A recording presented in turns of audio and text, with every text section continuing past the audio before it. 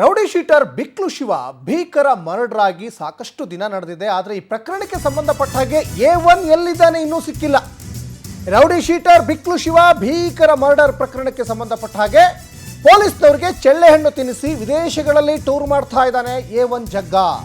ವಿದೇಶಗಳಲ್ಲಿ ರೌಂಡ್ಸ್ ಹಾಕ್ತಾ ಇದ್ದಾನೆ.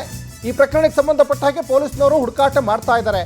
ಬ್ಲೂ ಕಾರ್ನರ್ ನೋಟಿಸ್ಗೂ ಕ್ಯಾರೆ ಎನ್ನದೇ ನಾಪತ್ತೆ ಆಗಿದ್ದಾನೆ. A1 ಜಗದೀಶ ವಿದೇಶದಿಂದ ಬೇರೆ ಬೇರೆ ದೇಶಗಳಲ್ಲಿ ಓಡಾಡ್ತಾ ಇದ್ದಾನೆ ಅನ್ನೋದು ಕೂಡ ಗೊತ್ತಾಗ್ತಾ ಇದೆ. 1 ತಿಂಗಳಾಯಿತು ಬಿಕ್ಲು ಶಿವನ್ ಕೊಲೆಯಾಗಿ. ಆದರೆ ಆ ಕೊಲೆಯ ಪ್ರಮುಖ ಆರೋಪಿನೇ ಜಗದೀಶ ಎಲ್ಲಿದ್ದಾನೆ ಗೊತ್ತಿಲ್ಲ. ಬಿಕ್ಲು ಶಿವ ಭೀಕರ ಮರ್ಡರ್ ಆಯಿತು. ಈ ಮರ್ಡರ್ ಆದ ತಕ್ಷಣ ಆತ ತಲೆಮರೆಸ್ಕೊಂಡ. ಎಲ್ಲಿದ್ದಾನೆ ಗೊತ್ತಾಗಲಿಲ್ಲ. ಇನ್ನು ಆ ಕೊಲೆಯಾದ ಶುರುವಿನಲ್ಲಿ ತಮಿಳುನಾಡಲ್ಲಿದ್ದಾನೆ, ಆಂಧ್ರದಲ್ಲಿದ್ದಾನೆ ಅನ್ನುವಂಥ ಮಾತುಗಳಿತ್ತು. ಆದರೆ ಈಗ ಆತ ದೇಶ ಬಿಟ್ಟು ವಿದೇಶಕ್ಕೆ ಹೋಗಿದ್ದಾನೆ. ಬ್ಲೂ ಕಾರ್ನರ್ ನೋಟಿಸ್ಗೂ ಕೂಡ ಕ್ಯಾರೆ ಎನ್ನದೇ ಆತ ಈಗ ಆರಾಮಲ್ಲಿ ಓಡಾಡ್ಕೊಂಡಿದ್ದಾನೆ ಅನ್ನೋದು ಕೂಡ ಗೊತ್ತಾಗ್ತಾ ಇದೆ. ನೋಡಿ, ಈ ಬಿಕ್ಲು ಶಿವನ ಕೊಲೆ ಆದಂಥ ಸಂದರ್ಭದಲ್ಲಿ ಈ ಬೈರತಿ ಬಸವರಾಜ್ ಏನಿದ್ದಾರಲ್ಲ, ದೃಶ್ಯಗಳಲ್ಲಿ ಗಮನಿಸ್ತಾ ಇದ್ದೀರಾ, ಬೈರತಿ ಬಸವರಾಜ್ ಮೇಲೂ ಕೂಡ ಒಂದಿಷ್ಟು ಆರೋಪಗಳು ಕೇಳಿಬಂದು.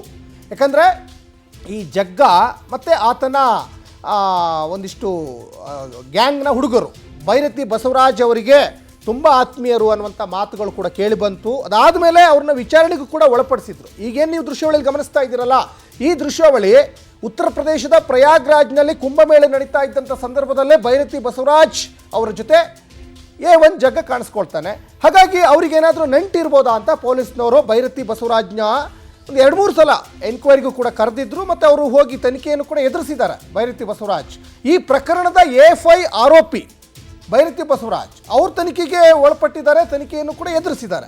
ಆದರೆ ಪ್ರಮುಖ ಕಿಂಗ್ ಪಿನ್ A1 ಎಲ್ಲಿದ್ದಾನೆ, ಆತನನ್ನು ಅರೆಸ್ಟ್ ಮಾಡಬೇಕಲ್ಲ. ಇಷ್ಟೆಲ್ಲ ಹೈಡ್ರಾಮಾಗಳು ನಡೀತಾ ಇದ್ದಾವೆ. ಆಮೇಲೆ ಆತ ಚಿತ್ರರಂಗದ ದಿಗ್ಗಜರ ಜೊತೆ, ದೊಡ್ಡ ದೊಡ್ಡ ರಾಜಕಾರಣಿಗಳ ಜೊತೆ ಫೋಟೋ ಎಲ್ಲ ತೆಗೆಸ್ಕೊಂಡಿರೋದು ಕೂಡ ಸಾಕಷ್ಟು ವೈರಲ್ ಆಗಿತ್ತು. ಈ ಹಿಂದೆ ನಟಿ ರಚಿತಾ ರಾಮ್ ಜೊತೆ ಕೂಡ ಆತ ಕಾಣಿಸ್ಕೊಂಡಿದ್ದ ಫೋಟೋದಲ್ಲಿ, ಕಿಚ್ಚ ಸುದೀಪ್ ಜೊತೆ ಕೂಡ ಕಾಣಿಸ್ಕೊಂಡಿದ್ದ, ಮತ್ತು ಈಗ ರಾಜಕಾರಣಿಗಳ ಜೊತೆನೂ ಕೂಡ ಸಾಕಷ್ಟು ಸಂದರ್ಭದಲ್ಲಿ ಕಾಣಿಸ್ಕೊಂಡಿದ್ದಾನೆ.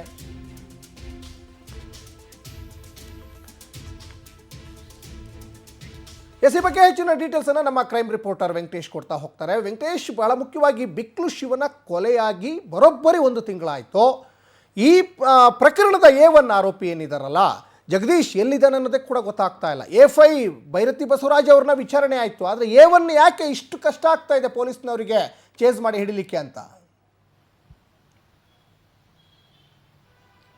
ಸಚಿನ್, ಭಾರತೀನಗರ ಪೊಲೀಸ್ ಠಾಣಾ ವ್ಯಾಪ್ತಿಯ ರೌಡಿ ಶೀಟರ್ ಆಗಿರುವಂತಹ ಬಿಕ್ಲು ಶಿವ ಕೊಲೆ ಪ್ರಕರಣ ಸಂಬಂಧಪಟ್ಟಂತೆ ಈಗಾಗಲೇ ಕೇಸ್ ಕೂಡ CIDಗೆ ವರ್ಗಾವಣೆಯಾಗಿದೆ. ಅಲ್ಲಿ ಕೂಡ ತನಿಖೆಯನ್ನ ಮಾಡ್ತಿದ್ದಾರೆ. ಇಲ್ಲಿವರೆಗೂ ಕೂಡ ಏನೆಲ್ಲ ತನಿಖೆಗಳಾಗಿದೆ ಅನ್ನೋದ್ರ ಬಗ್ಗೆ ಕೂಡ ಮಾಹಿತಿಗಳನ್ನು ಪಡೆದುಕೊಂಡಿದ್ದಾರೆ. ಆದರೆ ಪ್ರಮುಖ ಆರೋಪಿ A1 ಜಗ ಮಾತ್ರ ವಿದೇಶಕ್ಕೆ ಎಸ್ಕೇಪ್ ಆಗಿದ್ದು, ಅಲ್ಲಿಂದ ಆತ ಕೊಲೆ ಆದ ಒಂದು ಅರ್ಧ ಗಂಟೆಯ ತಾಸಿನಲ್ಲಿ ಕೂಡ ಆತ ಎಸ್ಕೇಪ್ ಆಗಿದ್ದ. ಅದರಿಂದ ಅಲ್ಲಿವರೆಗೂ ಕೂಡ ಪೊಲೀಸರಿಗೆ ಮಾಹಿತಿ ಇತ್ತು. ಅದಾದ ಬಳಿಕ ಆತ ಎಲ್ಲಿ ಹೋಗಿದ್ದಾನೆ ಏನನ್ನೋದ್ರ ಬಗ್ಗೆ ಕೂಡ ಯಾವುದೇ ರೀತಿಯಾದಂತಹ ಮಾಹಿತಿಗಳು ಸದ್ಯ ಸಿಕ್ಕಿರಲಿಲ್ಲ. ಈಗ ದುಬೈಗೆ ಹೋಗಿದ್ದ, ದುಬೈನಿಂದ ಮಲೇಷ್ಯಾ ಹಾಗೂ ಅಲ್ಲಿಂದ ಇಂಡೋನೇಷ್ಯಾಗೆ ಹೋಗಿದ್ದ ಅಂತ ಹೇಳಿ ಗೊತ್ತಾಗ್ತಾ ಇದೆ. ಅಂದ್ರೆ ಕೆಲವೊಂದು ದೇಶಗಳಲ್ಲಿ ಭಾರತದ ಒಂದು ಇಂಟರ್ಪೋಲ್ ಏನಿದೆ ಅದು ಚೆನ್ನಾಗಿ ಕಾಂಟ್ಯಾಕ್ಟ್ ಇರೋದ್ರಿಂದಾಗಿ ಕೆಲವು ಆರೋಪಿಗಳನ್ನು ಕೂಡ ಬಂಧನ ಮಾಡಿ ಕರ್ಕೊಂಡು ಬಂದಿದ್ರು. ಆದ್ರೆ ಆ ಒಂದು ಉದ್ದೇಶಕ್ಕೋಸ್ಕರ ಈತ ತಗಲಾಕೊಳ್ಳಬಹುದು ಅನ್ನುವಂತ ನಿಟ್ಟಿನಲ್ಲಿ ಕೂಡ ಈತ ಈಗ ಅಲ್ಲಿಂದ ಕೂಡ ಬೇರೆ ಕಡೆ ಹೋಗಿದ್ದಾನೆ ಅನ್ನುವಂತ ಮಾಹಿತಿಗಳು ಕೂಡ ಲಭ್ಯ ಆಗ್ತಾ ಇದೆ. ಆದ್ರೆ ಈ ಪ್ರಕರಣದಲ್ಲಿ ಬೈರತಿ ಬಸವರಾಜ್ ಅವರ ಹೆಸರು ಕೇಳಿ ಬಂದ ತಕ್ಷಣ ಕೂಡ ಪೊಲೀಸರು ಅಲರ್ಟ್ ಆಗಿದ್ರು. ಆತನಿಗೂ ಕೂಡ 2 ಬಾರಿ ನೋಟಿಸ್ ಅನ್ನು ಕೊಟ್ಟು ವಿಚಾರಣೆಗೆ ಹಾಜರಾಗುವಂತೆ ಕೂಡ ಹೇಳಿದ್ರು.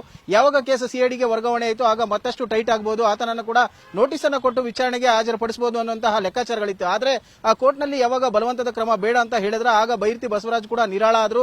ಈಗ CID ಅಧಿಕಾರಿಗಳು ಕೂಡ ಈ ಜಗ್ಗನನ ಹುಡುಕಾಟದಲ್ಲಿ ನಿರತರಾಗಿದ್ದಾರೆ. ಆತ ಎಲ್ಲಿದ್ದಾನೆ, ಏನ್ ಮಾಡ್ತಿದ್ದಾನೆ ಅನ್ನೋದು ಕೂಡ ಗೊತ್ತಾಗ್ತಾ ಇಲ್ಲ. ಸದ್ಯ ವಿದೇಶದಲ್ಲಿ ಇರಬೇಕಾದ್ರೆ ಆತನಿಗೆ ಫಂಡ್ ಮಾಡ್ತಾ ಇರೋರು ಯಾರು, ಆತನ ಒಂದು ಬ್ಯಾಂಕ್ ಡೀಟೇಲ್ಸ್ ಏನನ್ನೋದ್ರ ಬಗ್ಗೆ ಕೂಡ ಈಗ ತನಿಖೆಯನ್ನ ಮಾಡ್ತಾ ಇದ್ದಾರೆ. ಆ ಒಂದು ಆಧಾರದ ಮೇಲೆ ಕೂಡ ಆತ ಎಲ್ಲಿದ್ದಾನೆ ಮತ್ತೆ ಆತನಿಗೆ ಬ್ಯಾಕ್ ಸಪೋರ್ಟ್ ಆಗಿ ನಿಂತಿರುವವರು ಯಾರು, ಹಣದ ವಹಿವಾಟನ್ನ ನೋಡ್ಕೊಳ್ತಿರೋರು ಯಾರು ಅನ್ನೋದ್ರ ಬಗ್ಗೆ ಕೂಡ ಗಮನ ಇಟ್ಟಿದ್ದಾರೆ. ಹಾಗಾಗಿ ಪೊಲೀಸರು ಕೂಡ ಆತನನ್ನ ಬಂಧನ ಮಾಡಬೇಕಾಗುತ್ತೆ ಈ CID ಅಧಿಕಾರಿಗಳು. ಆದ್ರೆ ಇದುವರೆಗೂ ಕೂಡ ಆತನ ಬಗ್ಗೆ ಮಾಹಿತಿಗಳು ಲಭ್ಯ ಆಗದೆ ಇರೋದ್ರಿಂದ CID ಅಧಿಕಾರಿಗಳು ಏನ್ ಮಾಡ್ತಾ ಇದ್ದಾರೆ ಅನ್ನುವಂತ ಪ್ರಶ್ನೆಗಳು ಕೂಡ ಕಾಡ್ತಾ ಇದೆ. ಯಾಕಂದ್ರೆ ಶಾಸಕರ ಹೆಸರು ಕೇಳಿ ಬಂದ ಹಿನ್ನೆಲೆಯಲ್ಲಿ CIDಗೆ ವರ್ಗಾವಣೆ ಆಯಿತು. ಹಾಗಾಗಿ ಶಾಸಕರನ್ನ ಬಚಾವ್ ಮಾಡೋದಕ್ಕೆ ಈ ಎಲ್ಲಾ ನಾಟಕಗಳು ಆಗ್ತಾ ಇದೆಯಾ ಅನ್ನುವಂತ ಪ್ರಶ್ನೆಗಳು ಕೂಡ ಕಾಡ್ತಾ ಇರೋದು. ಯಾಕಂದ್ರೆ ಸಾಕಷ್ಟು ಪ್ರಕರಣಗಳಲ್ಲಿ ಪೊಲೀಸರು ಆದಷ್ಟು ಬೇಗ ಆರೋಪಿಗಳನ್ನು ಕೂಡ ಬಂಧನ ಮಾಡಿದ್ರೆ ಇದರಲ್ಲಿ ಯಾಕೆ ಇಷ್ಟು ಡಿಲೇ ಆಗ್ತಾ ಇದೆ ಅನ್ನುವಂತ ಕ್ವಶನ್ ಮಾರ್ಕ್ ಕೂಡ ಸಾಮಾನ್ಯ ಜನರನ್ನು ಕಾಡ್ತಾ ಇದೆ. ಸದ್ಯ ಈಗ ಆತ ಎಲ್ಲಿದ್ದಾನೆ ಏನನ್ನೋದ್ರ ಬಗ್ಗೆ ತನಿಖೆ ಅಥವಾ ತಲಾಶ್ ಕೂಡ ನಡೀತಾ ಇದೆ. ಯಾವಾಗ ಈತನ ಅರೆಸ್ಟ್ ಆದ್ಮೇಲೆ ಮತ್ತೆ ಬೈರತಿ ಬಸವರಾಜ್ ಅವರ ಬುಡಕ್ಕೇನಾದ್ರೂ ಈ ಒಂದು ಪ್ರಕರಣ ಬರುತ್ತೆ ಅನ್ನೋದು ಕೂಡ ಇಂಟ್ರೆಸ್ಟಿಂಗ್ ಆಗಿರುವಂತದ್ದು. ಸಚಿನ್, ಧನ್ಯವಾದ ವೆಂಕಟೇಶ್ ತಮ್ಮೆಲ್ಲ ಡೀಟೇಲ್ಸ್ಗಾಗಿ.